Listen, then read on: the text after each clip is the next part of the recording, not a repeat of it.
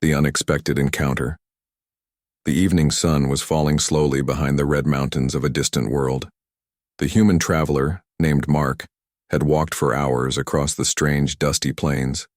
He was tired, his boots heavy, and his throat dry. Still, he was not the kind of man to stop before finding shelter. At last he saw a small village resting at the edge of the valley. Strange stone houses stood in a circle, smoke rising from narrow chimneys. Mark tightened his jacket and walked forward, hoping to ask for water and a place to rest. The village looked peaceful, but something about it felt old and secret, as if it carried rules he could not see.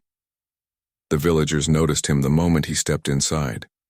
Their eyes were wide, and their faces filled with suspicion. Most of them had never seen a human before. They whispered to one another in their alien tongue. Children hid behind the walls, and old men shook their heads.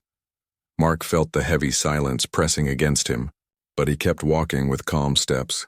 That was when he noticed her. A tiny alien girl stood in the middle of the dusty road. She was no taller than his chest. Her hair was silver like moonlight, and her skin glowed faintly under the evening sun. Her big round eyes were full of curiosity. Unlike the others, she did not fear him. She tilted her head, watching him carefully. Mark slowed down, trying not to scare her. "Hello there," he whispered softly. But the girl did not speak. Instead, she took a step closer, then another. Her little feet barely made a sound on the ground. The villagers gasped as if something terrible was about to happen. Before Mark could move, the tiny alien girl suddenly rushed forward. She reached him in a blink, and to his shock, she climbed onto him and sat on his lap as he knelt down to greet her. Mark froze, completely stunned. The crowd gasped again, but this time louder. Women covered their mouths and men pointed with shaking fingers. Mark tried to laugh nervously. "Easy there, kid," he said. But the girl only smiled, resting her small hands on his chest. Her eyes sparkled with something innocent yet strange. Mark felt a chill down his spine, because the way the villagers stared at him was not normal. It was fear mixed with anger. An old villager stepped forward, his voice trembling. She has chosen you," he said. The words made no sense to Mark, but the villagers reacted as if the old man had spoken a prophecy. They shouted and murmured, some shaking their heads, others falling to their knees. Mark frowned. "Chosen me? What do you mean?" he asked. His voice was steady, but inside he felt unease rising. The old villager looked pale. "In our law, when a child sits upon a stranger, it is no game. It is a sacred bond. It means the child has given her life to you. You cannot refuse. Human, for to refuse is to curse her fate." Mark's heart raced. He looked at the little girl who now leaned gently against him. She seemed calm, almost relieved, as if she had been waiting for this moment. But Mark knew he had walked into something dangerous, something he never asked for. The villagers grew restless. Some shouted for him to be cast out, others demanded he follow the law. The girl tightened her arms around him, hiding her face against his chest. Mark could feel her tiny body trembling. She was scared, but not of him, of them. "Wait," Mark said, standing slowly, lifting the girl carefully in his arms. "I didn't do anything, she just came to me." His words did not matter. The crowd roared louder. The village chief stepped forward, his tall frame covered in robes. His eyes burned with anger. "You cannot escape now, human," the chief declared. "The bond is sealed. She is yours. Her safety, her life, her very breath belongs to you. If you abandon her, she dies." Mark's jaw tightened. He was a wanderer, a man who lived by no law but his own. Yet here he stood, trapped by rules of a world he barely understood.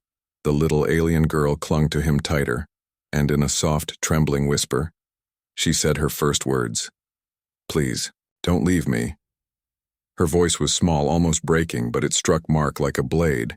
He looked into her wide, glowing eyes, and for the first time, he felt the weight of her choice.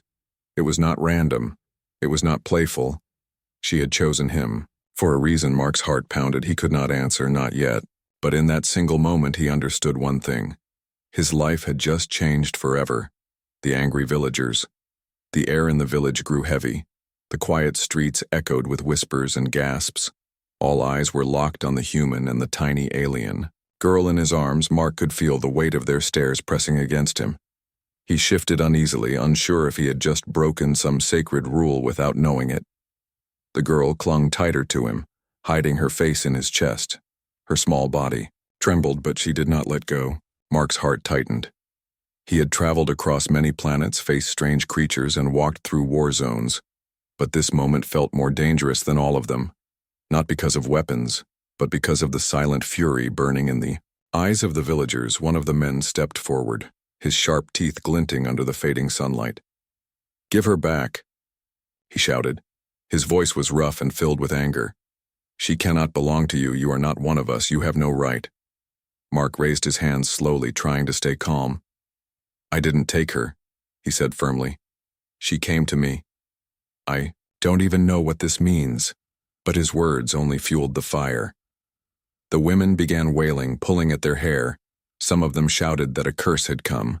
Others claimed the human would bring ruin to their people. Children cried and clung to their mothers. The sound of fear rolled through the crowd like a storm. The village chief raised his hand, demanding silence. His tall figure loomed above the others, his eyes locked on Mark with pure hatred. "Do you not understand, human?" the chief said coldly. "By sitting on you, the girl has marked you as her guardian. That bond cannot be broken. You are now responsible for her life, for her safety, for her future. If you fail, she will suffer. If you leave, she will die." Mark's jaw clenched. He wanted to argue, to tell them it was nonsense, but when he looked down at the girl's face, something inside him shifted. Her eyes were wet with tears, her lips trembling. She whispered again, so softly he almost missed it. "Don't let them take me." The chief pointed a long finger at Mark. "Release her to us, and we will decide. Her fate, refuse, and you will be treated as an enemy of this village." The crowd growled in agreement. Spears and crude weapons were lifted. Shadows stretched across the square as the sun slipped lower. Mark stepped back instinctively, holding the girl tighter. His mind raced. He had not come here to start a fight. All he wanted was a drink of water. Yet now he was being dragged into some ancient custom that threatened both his life and the girl's. The villagers pressed closer, their voices rising. "He must give her back," one shouted. "The human will bring doom," yelled another. Others hissed and spat on the ground. Their fear had turned to anger, and anger was about to turn into violence. Mark's eyes scanned the crowd, calculating. He had been in hostile standoffs before. He knew when words would not save him. Still, he tried once more. "I don't want trouble. I will protect her, but I need to understand why. What makes her so important?" The villagers only shouted louder, refusing to answer. It was then that Mark noticed something strange. Some of the villagers were not angry, but afraid, truly afraid. They stood back from the crowd, whispering nervously. Their eyes darted between the girl and the chief, as if they knew a secret they dared not speak. The chief's voice thundered again. "Enough, hand her over, human, or face the punishment of our law." His tone was final. His guards began to advance, their spears aimed at Mark's chest. Mark's muscles tensed. His instincts told him to fight or flee, but he looked at the girl. She was so small, so fragile, and yet the way she clung to him showed trust, absolute trust. He could not let go, not now, not when she had chosen him. "Then you'll have to take her from me," Mark said quietly. His words were calm, but sharp, like a blade. The villagers gasped, shocked that he had dared to defy them. The guards charged forward, their weapons raised. Mark stepped back, keeping the girl shielded in his arms. He dodged the first strike, his reflexes sharp from years of survival. The second guard lunged, but Mark twisted, grabbing the spear and yanking it aside. The villagers shouted in chaos, dust rising in the air. The little girl pressed her face against him, whispering something. Strange in her alien tongue Mark couldn't understand, but he felt a warmth spreading through his chest. It was as if her words were giving him strength. His body moved faster, sharper. He shoved the guards back with force that surprised even himself. The crowd stumbled in shock. Their shouts fell into silence for a moment. The chief's eyes narrowed, his voice low and dangerous. "So the bond is real," he muttered. "The girl has awakened it within you." Mark frowned. "Awakened what?" But the chief did not answer. Instead, he raised his staff high. "This human is now bound to her, whether he wants it or not. He has stepped into our law." The villagers bowed their heads, some with anger, some with fear. The girl finally lifted her face, her glowing eyes fixed on Mark. She whispered once more, "Thank you." Mark's heart pounded. He had just made enemies of an entire village. He didn't know what destiny had tied him to this child. But one thing was clear. Walking away was no longer an option. The truth of the custom. The night came heavy and dark over the alien village. A cold wind moved through the narrow streets, carrying whispers of fear. Mark sat near a fire at the edge of the square, the little alien girl still holding on to him. The villagers had not attacked again, but their eyes followed him with suspicion. Their voices murmured in secret. Ever too far away, Mark looked down at the girl. Her silver hair glimmered faintly in the firelight. Her eyes, wide and glowing, never left his face. She had not spoken much since the chaos in the square. Only once or twice she whispered a soft, "Thank you." But nothing more. Mark could see the weight she carried, though she was just a child. The village chief approached slowly, his staff tapping against the stone ground. Behind him walked the old villager who had spoken earlier. The crowd grew silent as the chief stopped before Mark, his shadow stretched long in the firelight. "You ask why she matters," the chief said, his voice heavy. "You ask what this bond means, and why we cannot allow you to simply walk away. Very well, human, you will hear the truth." Mark leaned forward, his arms tightening around the girl. "Then speak," he said firmly. "I won't give her up until I understand." The old villager's eyes were sad. He looked at the child, with something close to pity. "Her name is Lyra," the old man said softly. "She is not an ordinary child. She carries the blood of the first line, the blood of those who once ruled our people. That is why she cannot be left to fate. That is why she must be guarded. But the bond she made with you, it was never meant for an outsider." Mark frowned. "She's just a little girl," he said. "She doesn't need politics or laws. She needs care, safety, someone to protect her. Why are you so afraid of her?" The chief's eyes narrowed. "Because she is the last of her kind," he said coldly. "Her bloodline has enemies, old enemies who will never rest. Already they hunt her. Already they draw near. If you hold her, you invite their wrath." Mark felt the girl's grip tighten around his jacket. She buried her face in his chest, trembling. He could feel her fear, and it made his anger rise. "So you would rather throw her away? Abandon her to die?" he asked sharply. The chief slammed his staff against the ground, sparks of light dancing around it. "Do not judge us, human.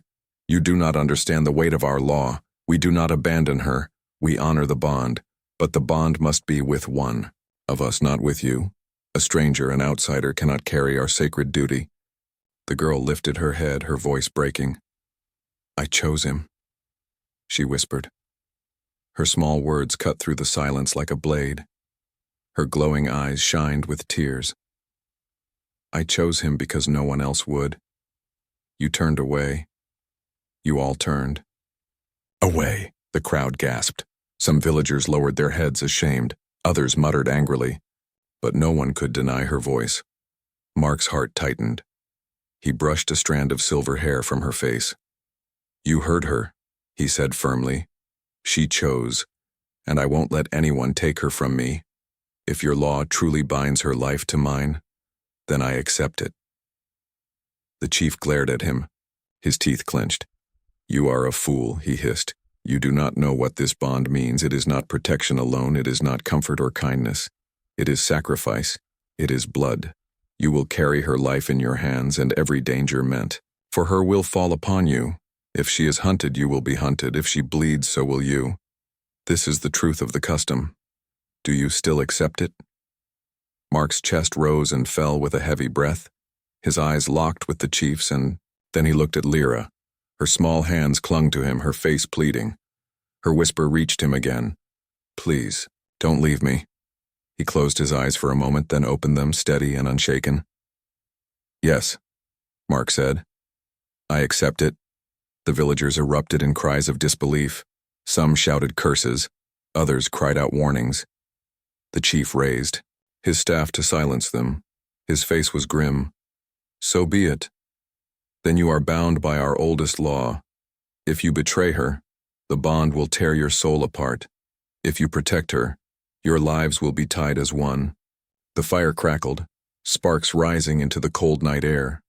The villagers began to back away slowly, whispering to one another.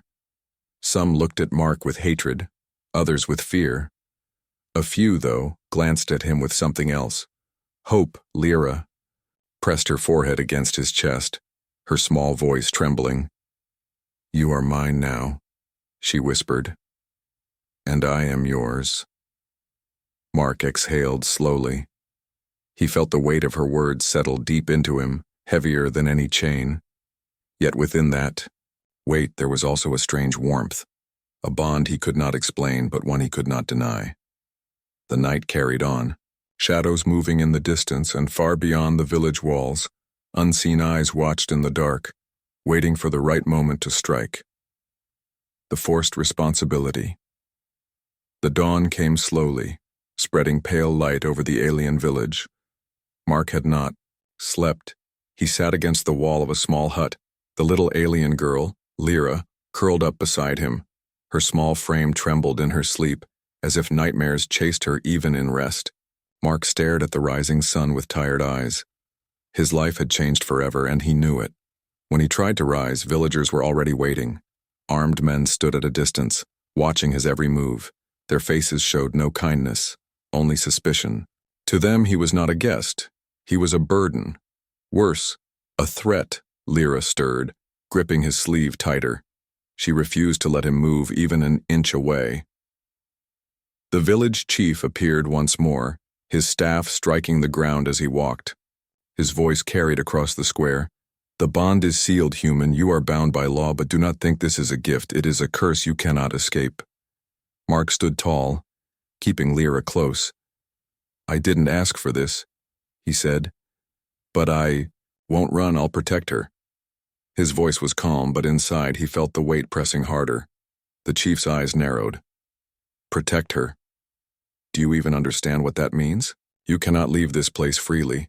You cannot choose your own path. Everywhere she goes, you must follow. If she starves, you starve. If she bleeds, you bleed. This is the law. This is your burden now, the villagers muttered, their voices filled with anger. Some shouted that the human should be cast into the forest. Others demanded that Lyra be taken back, but none dared break the law. The bond was too sacred, too dangerous to touch. Mark's jaw tightened. He felt like a prisoner, trapped in invisible chains, yet when he looked down at Lyra, who clung to him even in sleep, something inside him refused to let go. He remembered her trembling whisper, "Please don't leave me." And he knew he couldn't abandon her. Not now. Not ever. The chief leaned closer, his voice sharp. You must take her away from here, human. Your presence puts the village at risk. Enemies already search for her. They will come, and when they do, they will destroy everything to reach her. You carry her fate, but you also carry the danger. Leave before the sun sets again. Mark was stunned. He expected hatred but not exile. So you're forcing us out? He asked. The chief did not blink. Yes, that is the only way. Protect her with your own hands or watch her perish. The bond demands it. Mark looked around at the crowd. The villagers would not fight him now, but they would not help him. Either Lyra was his responsibility alone. If he refused, she would die. If he accepted, his own life would be chained to hers. As the sun climbed higher, Mark gathered what little he had. His old pack, his worn boots, his knife. The villagers offered nothing, not even water. They stood aside as he prepared to leave. Some spat on the ground. Others turned their backs. Only the old villager who had spoken before came near. He pressed a small pouch into Mark's hand, whispering, "For her, not for you. Protect her well, stranger. She is more than you know." Lyra woke as Mark lifted her into his arms. Her tired eyes blinked against the morning light. "Are they sending us away?" she asked softly. Her voice carried sadness, but not surprise. Mark nodded slowly. "Yes, but we'll be all right. I promised I'll protect you." Her small arms wrapped around his neck. "I knew you wouldn't leave me," she whispered. For the first time, Mark felt her trust not as a weight, but as a strange warmth in his chest. They left the village in silence. The chief's eyes followed them until they disappeared into the trees. His voice echoed faintly. "You cannot escape the bond, human. No matter where you go, it will follow." The forest was thick and silent, shadows dancing between the tall trees. Mark walked carefully, every sound magnified in his ears. He could feel they were being watched. He could feel danger close. Lyra held on to him without complaint, her head resting against his shoulder. She was quiet, but her eyes were always searching the shadows. Hours passed before Mark stopped near a fallen tree. He sat down, letting Lyra rest. She looked up at him, with innocent eyes. "Do you regret it?" she asked softly. Mark raised a brow. "Regret what?" "Taking me," she whispered. "Being bound to me. It is dangerous. I heard them. I know they hate me." Mark exhaled slowly. "It doesn't matter what they think. You chose me, and I won't break that trust." His words were steady, though. Inside, he questioned what destiny had tied him to this child. Before Lyra could answer, the bushes around them rustled. Mark's hand went to his knife instantly. His eyes scanned the trees. He knew it wasn't the wind, it was something else, something following them. Lyra's eyes widened. She grabbed his arm, whispering, "They've found us." Mark stood quickly, heart pounding. The forest was no longer silent. It was alive with movement. Shadows shifted between the trees, and faint glowing eyes watched them from the dark. The chief's warning echoed in his mind. Enemies already search for her. They will come. And now they had. The hidden danger. The forest grew darker as the sun dipped behind the trees. Shadows stretched across the ground, twisting into strange shapes. Mark tightened his grip on his knife. Keeping Lyra close at his side, her small hand clung to his jacket, and her wide glowing eyes darted around nervously. Every sound made her flinch. Every crack of a branch made her whisper, "They're here." Mark had survived battles before. He had faced bandits and beasts on different worlds. But this was different. He wasn't fighting for his own life. He was carrying hers too. That thought made his heart beat heavier. The forest was alive with whispers. Low growls echoed between the trees, and pairs of glowing eyes blinked in and out of sight. Mark crouched low, pulling Lyra behind the fallen log. "Stay close. Don't move unless I say," he whispered. She nodded, though her tiny body shook with fear. A rustle came from the left. Followed by heavy steps, Mark's eyes narrowed, his instincts sharpened. From the shadows stepped a figure, not a villager, not human, but something twisted. Its body was tall and thin, its skin stretched pale and tight. Its long claws scraped against the bark of the trees. The smell of rot hung in the air. Lyra gasped, her voice trembling. "Hunters," she whispered. Her fear was different now, deeper. Older, Mark realized these creatures were the enemies the chief had warned about. They were not after him, they were after her. The first hunter let out a hiss, sharp teeth glinting in the fading light. Another emerged from the right, then a third from behind. They circled slowly, moving like predators ready to strike. Mark tightened his grip on the knife, calculating every step. He had no gun, no backup.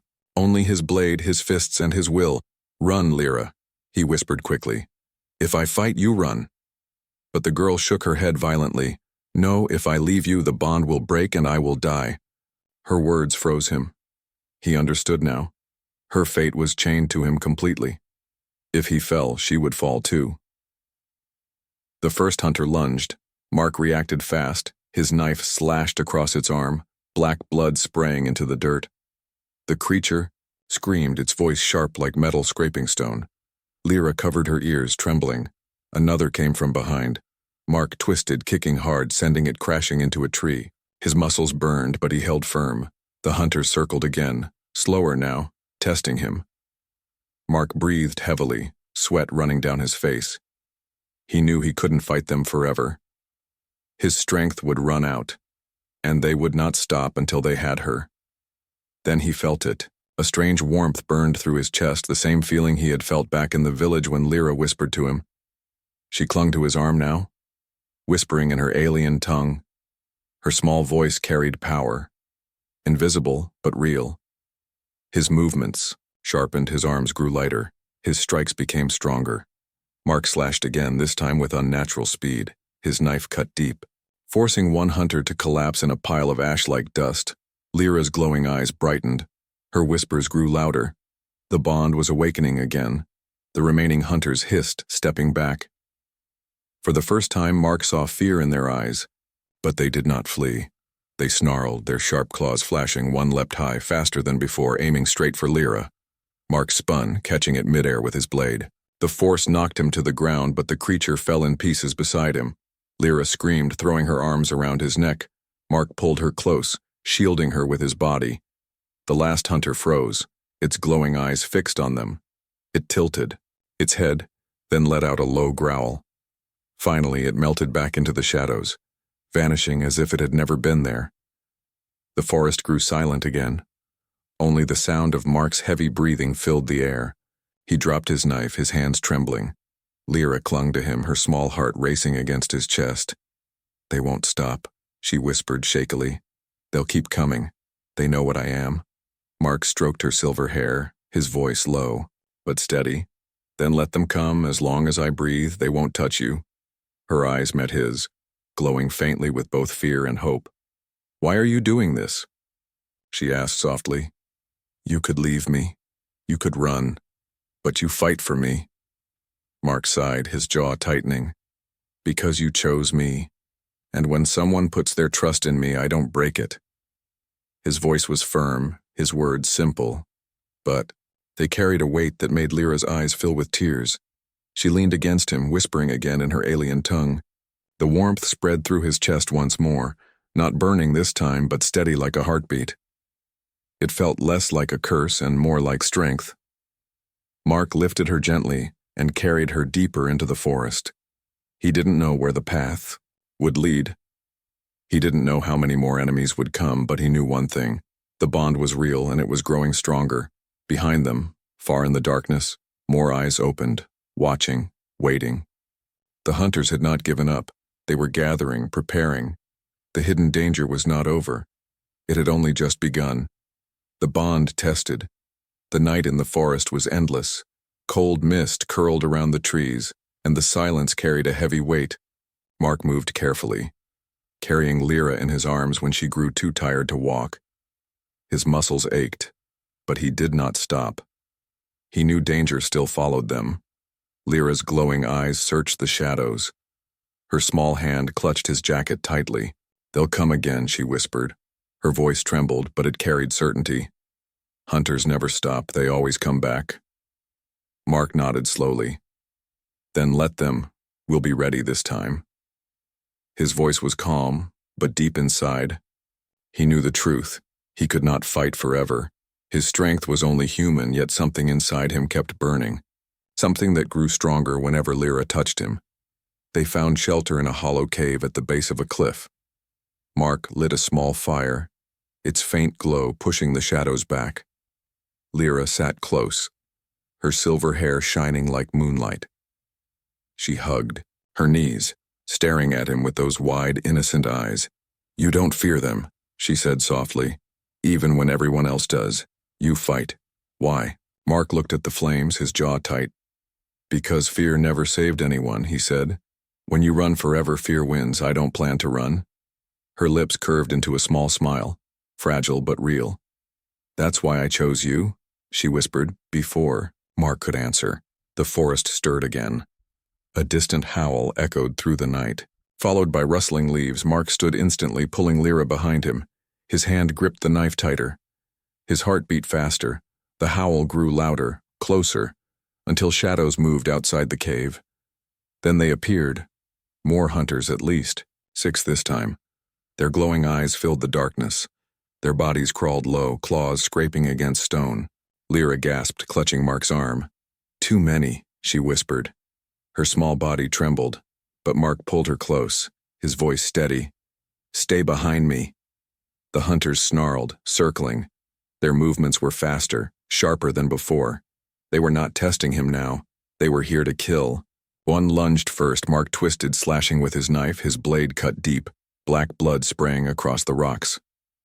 The creature collapsed, but another jumped instantly. Mark fought fiercely, his body moving with instinct, but the numbers pressed him back. He blocked one strike, then another. His arms burned with effort. His breath came heavy. The hunters hissed, slashing their claws closer, inch by inch. Then Lyra's voice broke through the chaos. She began to whisper in her alien tongue again. Her voice shook but carried power. A strange warmth surged through Mark's chest. His arms grew lighter, his reflexes sharper. He struck with precision, every movement faster than before. The hunters hissed angrily, their claws clashing against stone as Mark drove them back. His blade cut, his fists struck, his body moving almost beyond human. Lyra's eyes glowed brighter with each word she whispered. Her small hands pressed against his back as if she was pouring her strength into him. But the hunters were clever. One leapt past Mark, rushing straight for Lyra. She screamed, stumbling back. Mark spun in panic, rage exploding in his chest. His knife flew from his hand like a flash, striking the creature before it could reach her. The hunter fell with a piercing shriek, its body crumbling into dust. Mark's chest heaved. His eyes burned with fury. The bond between him and Lyra pulsed like fire in his veins. It was no longer just protection. It was survival shared between them. If she was threatened, his strength became something more. If she trusted him, his will turned unbreakable. The remaining hunters snarled, but hesitation filled their eyes. They had seen the strength of the bond. Still, they charged together, a storm of claws and teeth. Mark met them head-on. His body was battered, his skin cut. But he did not fall. Lyra's voice rose louder, her alien chant steady and strong. The cave glowed faintly with her light. One by one, the hunters fell. Their bodies turned to ash under his strikes. Their screams echoed through the night until silence returned. Only two remained. Their glowing eyes burned with hatred, but fear held them back. They hissed once more, then retreated into the shadows. Disappearing into the forest, Mark dropped to one knee, panting hard. His arms shook, his knife covered in black stains. Sweat poured down his face. Lyra rushed to him, wrapping her arms around his shoulders. "You did it," she whispered, tears in her eyes. "You saved me again." Mark exhaled slowly. "We did it," he corrected. His voice was tired but steady. He touched her small hand. "Without you, I would have been dead already." Her eyes widened. "The bond," she whispered. "It grows stronger each time, doesn't it?" Mark nodded. "Yes, and it's not just power, it's trust, it's us." She leaned her forehead against his chest, her tiny body trembling with both exhaustion and relief. "Then I'll never let you go," she whispered. Mark closed his eyes, holding her close. He had faced death tonight, and he knew more dangers waited. But one truth had been proven beyond doubt. The bond between him and Lyra was not a curse, it was their only hope. Outside the cave, the forest grew silent again. But somewhere far away, deep in the night, a horn echoed, long and dark. It was not the hunters this time, it was something worse, something that commanded them. The bond had been tested, and it had held strong. But the true enemy had only just begun to move, the choice of destiny. The first light of dawn painted the forest in pale gold. Mark stood at the mouth of the cave, his knife still in hand. His body ached from the long night of battle, his clothes torn and stained. But his eyes stayed sharp, watching the trees for the slightest movement. Behind him, Lyra stirred awake. She rubbed her glowing eyes, her silver hair falling around her face. She saw the tension in his stance and whispered, "They'll come again, won't they?" Mark nodded slowly. "Yes, but not just hunters this time.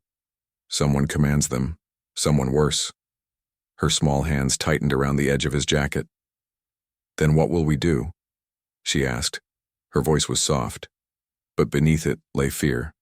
Mark turned to her, his face calm but his eyes heavy with choice. "We keep moving. We don't stop. But sooner or later, we'll have to decide. run forever, or stand and fight. As they left the cave, the forest grew eerily silent. The birds did not sing, the wind barely moved. Mark felt the silence was not peace but warning. The trees seemed to lean inward, as if listening, as if watching. Hours passed, and the air grew heavy, until finally, at the edge of a clearing, Mark saw them, not just hunters this time, but armored figures tall and strong carrying weapons of strange design. Their leader stood in front, cloaked in black. His eyes glowed the same faint light as Lyra's. Mark froze, his grip tightening on his knife. Lyra gasped and hid behind him, trembling. The leader's voice carried across the clearing, deep and cruel. So, the last child of the first line lives, and she has bound herself. To a human. His laugh was sharp, cutting through the silence. How foolish, how pathetic. Mark stepped forward slightly, shielding Lyra with his body. If you want her, you'll have to go through me, he said, his voice steady, his jaw firm. The leader tilted his head, amused. Do you even understand what she is, human? She is not just a child. She carries the legacy of power that once ruled worlds. That is why we hunt her. That is why she must die. Her bloodline cannot rise again. Lyra's eyes filled with tears. She clung tighter to Mark's arm. It's true, she whispered. They will never stop, not until I'm gone. Mark turned to her, his voice low but strong. Then let them come, because as long as I live, you won't fall. The leader raised his hand, signaling his warriors. The ground trembled as they began to advance. Mark pulled Lyra close, whispering, Stay behind me, whatever happens, don't let go. The battle erupted. Warriors charged with spears and blades. Mark fought with everything he had. His knife slashed, his fists struck, his body moved with strength beyond human. The bond burned through his chest, feeding him power each time Lyra's small voice whispered, in her alien tongue, but the enemy was endless. For every one he struck down, 2 more came. His body screamed with pain, but he did not fall. Lyra's voice grew louder, her glowing eyes blazing. The air shimmered around her, energy pulsing from her small frame. Mark realized the bond was not just strength. It was awakening something inside her too. The leader watched, his smile fading.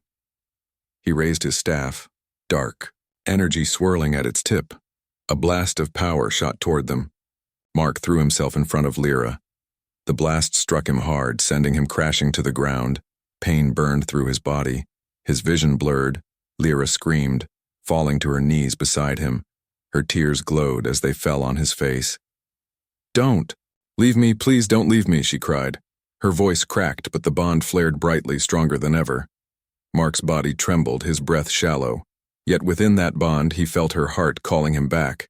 With a roar, he rose again, his knife glowing faintly in his hand, his eyes locked on the leader. You'll never have her, he growled. He charged, the bond blazing, Lyra's voice rising in unison. Their wills joined as one. The leader met him with dark power, but the bond was stronger. Mark's blade struck true, piercing through the staff, through the cloak. Through the enemy's chest, the dark figure let out a scream, his form breaking apart like ash in the wind. His warriors froze, then scattered into the forest, their strength broken. The clearing fell silent. Only the sound of Mark's heavy breathing and Lyra's soft sobs filled the air.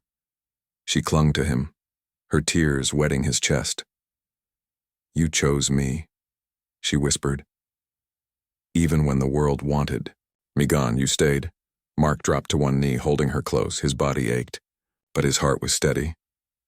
He whispered back, And I'll keep staying no matter where we go, no matter who comes, I'll protect you. Her small hand rested against his chest. Her glowing eyes met his.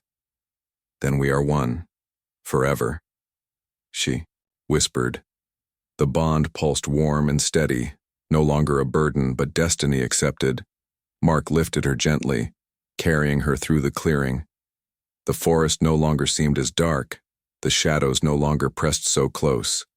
The choice had been made, not to walk away, Not to abandon, but to stand, to fight, to protect. The villagers' words echoed in his mind. The bond is a curse, they had said, but Mark knew better now. The bond was not a curse. It was purpose. It was hope. It was family. And as the morning sun rose higher, Mark and Lyra stepped forward into a world full of danger, full of enemies, but together they were unbreakable.